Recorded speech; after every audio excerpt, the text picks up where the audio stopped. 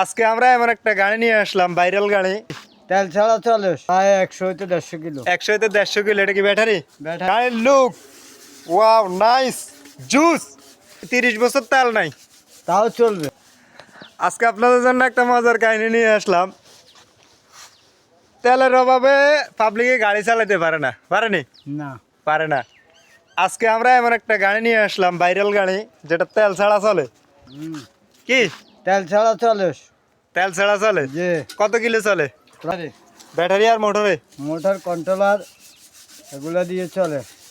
30 বছর তেল নাই, তাও চলবে। তাও চলবে? তাও চলবে, কারেন্ট থাকলে হবে। কারণ থাকলে হবে। জি, এখন যারা এই যে বাইক রাইডার যারা আছে, তারা তো তেলের অভাবে কান্দে। তারা তো কাঁদবে, তাদের তো টাকা বেশি টাকা আছে, ওই জন্য 1 লিটার 500 টাকা হইলেও কিনে, কেন তাদের টাকা আছে।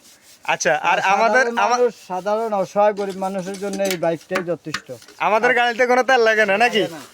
গাড়ির লুক, ওয়াও, নাইস, জুস। এরপরে এটা কি ব্যাটারি? কয়টা? ব্যাটারি 4টা। 4টা।